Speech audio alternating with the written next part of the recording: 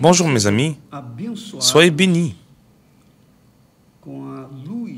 avec la lumière du Saint-Esprit dans votre entendement, afin que vous puissiez comprendre la volonté de Dieu pour votre vie. Beaucoup de gens veulent faire la volonté de Dieu. Oh mon Dieu, que veux-tu que je fasse? Comment Dieu répond? Dieu répond dans sa parole.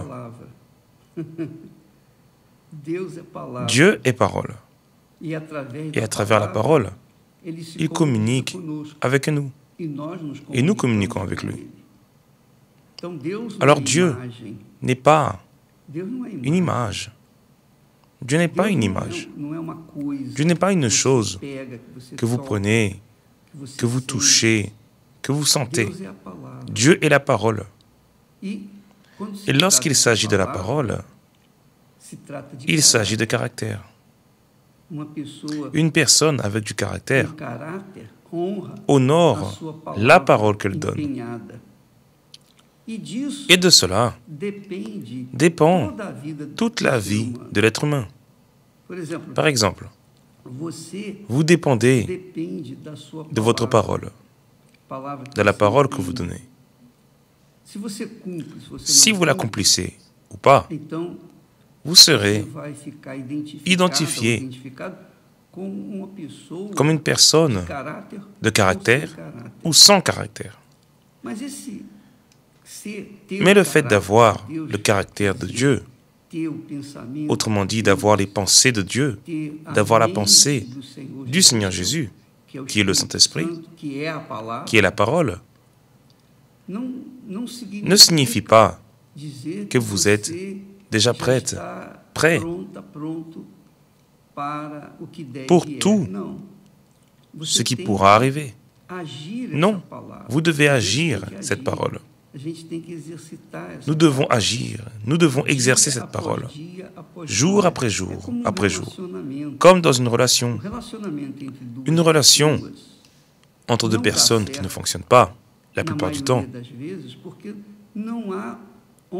et à cause de la parole qui est donnée envers l'autre et qui n'est pas honorée.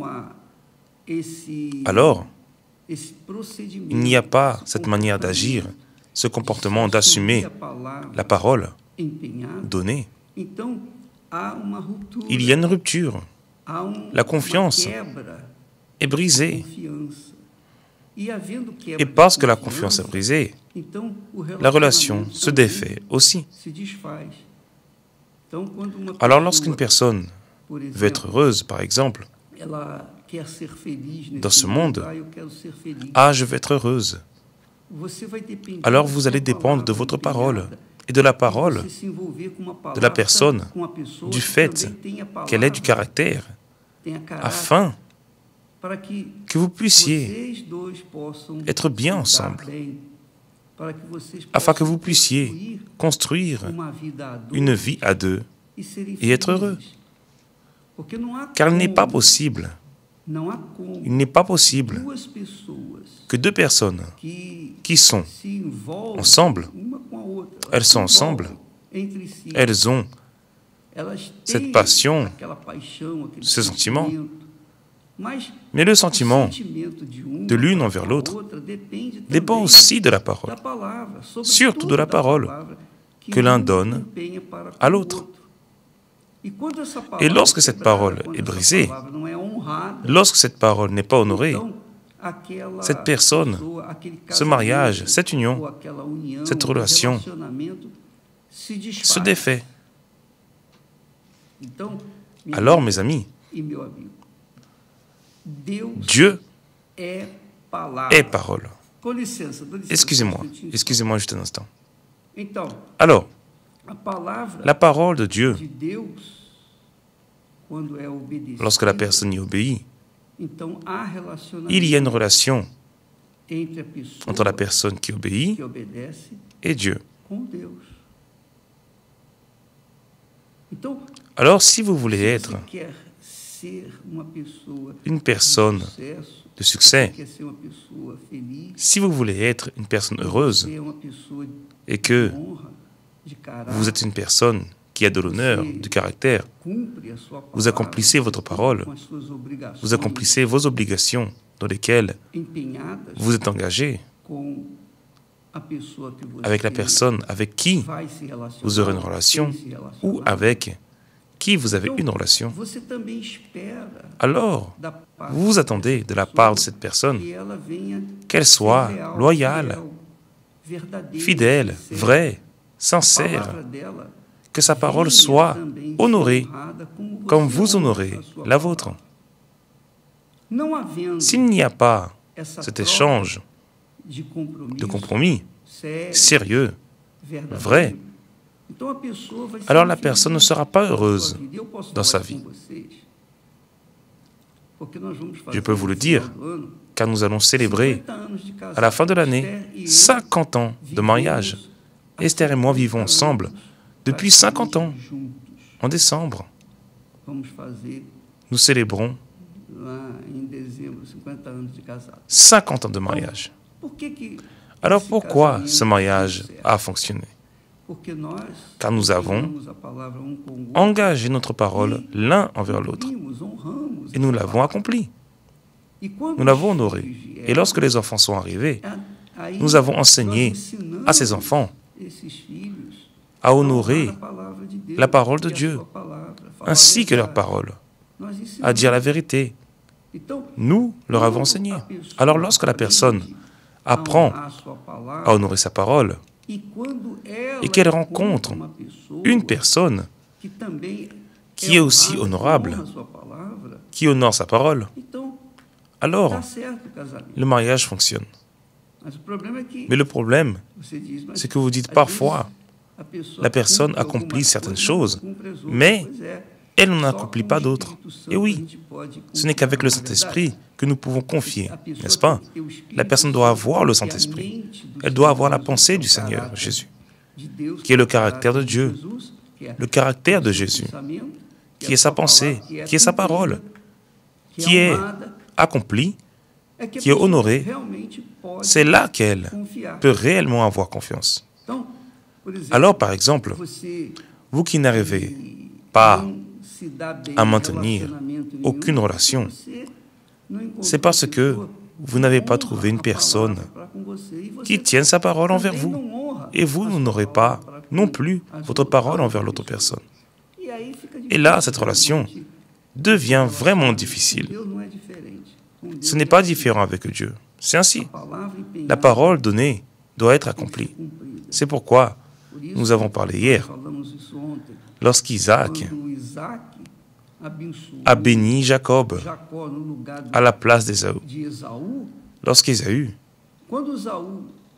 est arrivé, il était déjà trop tard. Son père avait déjà déterminé la parole, la bénédiction à Jacob. Son frère est venu lui dire, « N'as-tu point réservé de bénédiction pour moi ?» Autrement dit, la parole. N'y a-t-il aucune parole, aucune parole qui garantisse mon futur? La bénédiction, je l'ai donnée à ton frère. Tu seras asservi à ton frère. La bénédiction a été donnée à Jacob. Je ne peux plus rien y faire. Autrement dit, il avait honoré sa parole. Cette culture d'antan est ce qui a formé la nation d'Israël. Même s'ils ont brisé leur parole envers Dieu, mais Dieu a été fidèle dans l'accomplissement de ses promesses envers ceux qui ont confié en lui. Alors est venu Jésus. Jésus est la parole de Dieu faite chair. Autrement dit, Dieu est parole. Et celui qui veut vivre en communion avec Dieu doit être authentique, doit être sincère, doit être vrai. Il doit honorer sa parole. J'aime parler de cela. Je suis passionné lorsque je médite la parole de Dieu, car la parole de Dieu, c'est Dieu en train de parler. Celui qui croit en lui obéit à cette parole. Celui qui ne croit pas n'obéit pas. Celui qui aime Dieu aime sa parole et obéit à sa parole. Celui qui ne l'aime pas n'y obéit pas. Il récoltera alors le fruit de cette désobéissance. Alors, mes amis, Dieu donne sa parole à tout le monde. C'est comme le soleil. Le soleil se lève sur tout le monde. Le soleil se lève sur les bons. Le soleil se lève sur les méchants, les justes et injustes. Tout le monde a le droit de profiter de la chaleur du soleil. Tout le monde a le droit de profiter des privilèges de la nature. Mais il est évident que lorsque la personne brise, lorsqu'elle brise sa parole, lorsque la personne brise son comportement envers la nature, elle brise son comportement envers le soleil, par exemple. Elle reste exposée au soleil toute la journée. Que peut-elle attendre? Le soleil n'est pas là pour faire du mal. Le soleil fait du bien. Mais si elle s'y expose plus qu'elle ne devrait, alors elle va se blesser. Elle aura des préjudices. Donc, mes amis, dans la relation avec Dieu, il faut obéir à la parole engagée. Elle ne peut pas être brisée. Le vœu, par exemple, dont nous avons parlé il y a quelques semaines, un vœu fait à Dieu doit être accompli. Ah, mais évêque, mais j'ai fait mon vœu et je ne l'ai pas accompli. Non, vous ne l'avez pas accompli, car vous n'avez pas voulu l'accomplir. Mais si Dieu a écouté votre dévouement, votre prière, et qu'il vous a répondu, vous devriez accomplir votre part dans ce vœu, dans ce compromis avec lui.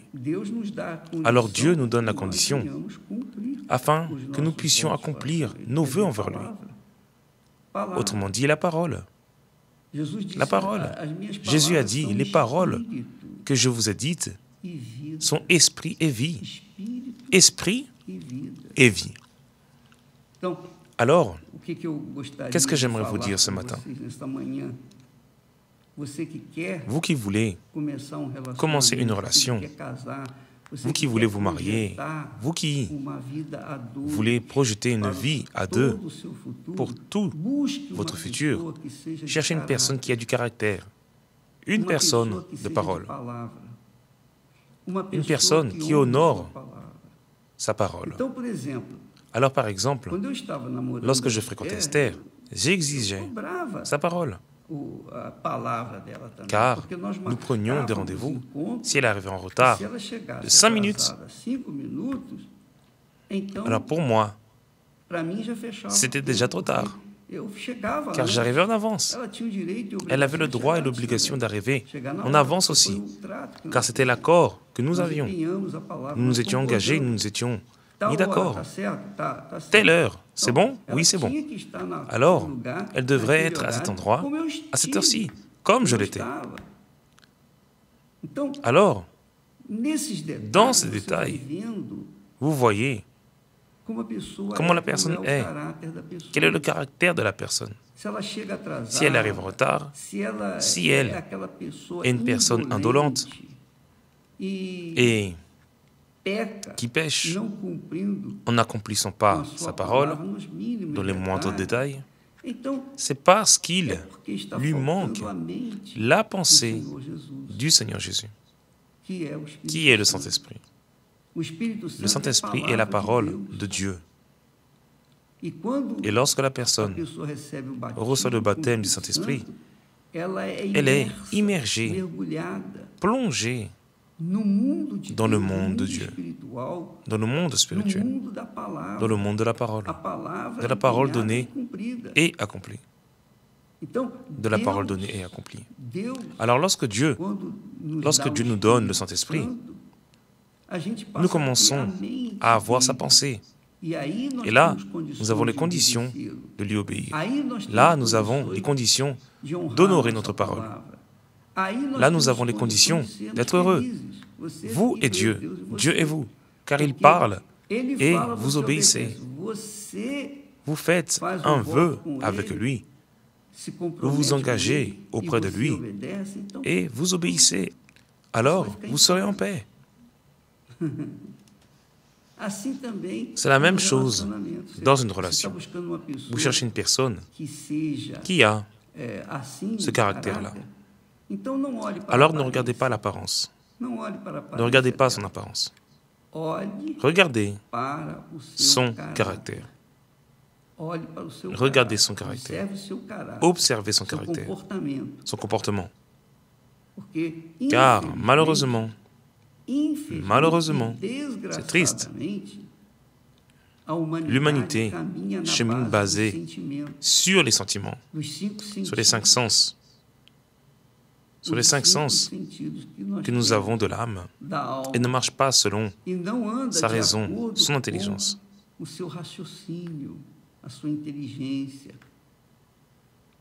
Alors, lorsqu'une personne veut avoir une relation avec une autre, elle doit connaître cette personne et savoir, voir, vérifier si cette personne a du caractère, particulièrement le caractère de Dieu. Car si elle n'a pas le caractère de Dieu, il sera très difficile de conserver la relation. Alors c'est ainsi qu'Esther et moi avons établi notre union, notre mariage. Nous l'avons établi. Nous nous sommes engagés l'un envers l'autre. Je te serai fidèle dans la santé et dans la maladie, dans la richesse et dans la pauvreté. Peu importe la situation, je serai avec toi. Et elle aussi s'est engagée de la même manière envers moi. Alors nous avons basé notre relation sur cela, sur la parole donnée l'un à l'autre. Et cela avec un témoin fidèle. Car dans le mariage, le Seigneur Jésus est témoin. Dieu est témoin de l'alliance, du compromis, du jurement, de l'engagement de la parole de l'un envers l'autre. Alors si la personne est honorable et qu'elle se marie avec une personne honorable, le mariage a tout pour fonctionner. S'ils ne le sont pas, que l'un est honorable et l'autre ne l'est pas, là, ils ont tout pour ne pas fonctionner. Et le problème, ce sont les enfants. Lorsque les enfants arrivent, ils deviennent rebelles, partagés entre eux, car ils n'ont pas appris, ils n'apprennent pas, car l'un, le père ou la mère, qui a de l'honneur, honore sa parole. Mais le père ou la mère, l'un ou l'autre, qui ne l'honore pas, alors ils grandissent partagés entre le oui et le non, et le plus ou moins. Vous voyez donc une génération rebelle qui est la génération de ce monde. Les générations sont ainsi. Vous voyez par exemple qu'avec Adam et Ève, c'est ainsi que cela s'est passé. Ève a prêté l'oreille à ses émotions, à ses sentiments, à son cœur, à la voix du diable. Le diable a utilisé le cœur pour lui donner envie de manger ce fruit qui était interdit. Elle a désobéi. Et ensuite, mené son mari à désobéir aussi. Alors, une humanité déformée est née. C'est l'humanité que vous voyez qui est née basée sur des injustices, le déshonneur, les trahisons, les adultères, le mensonge, la tromperie, les vols et tout ce qui n'est pas bon. Et l'être humain est victime de lui-même. Ce n'est pas Dieu qui a créé cette situation critique, c'est l'être humain lui-même, car il n'a pas honoré sa parole. et n'honore pas sa parole. Alors, mes amis, si vous voulez être heureux, honorez votre parole et cherchez quelqu'un qui le fait aussi. Alors, si la personne avec qui vous êtes n'a pas la pensée du Seigneur, qu'elle n'est pas obéissante, ce n'est pas une personne qui craint Dieu, alors vous pouvez être sûr que ce mariage ne fonctionnera pas. Car si vous craignez Dieu et vous vous mariez avec quelqu'un qui ne le craint pas, est-ce que la lumière et les ténèbres peuvent bien s'entendre? Ce n'est pas possible. Donc, basez votre vie sur la parole de Dieu en tant que référence, afin que vous aussi, vous viviez cette parole tous les jours, car Dieu honore ceux qui l'honorent. Dieu honore ceux qui l'honorent, mais ceux qui le méprisent seront méprisés. Que Dieu vous bénisse tous, au nom du Seigneur Jésus. Amen.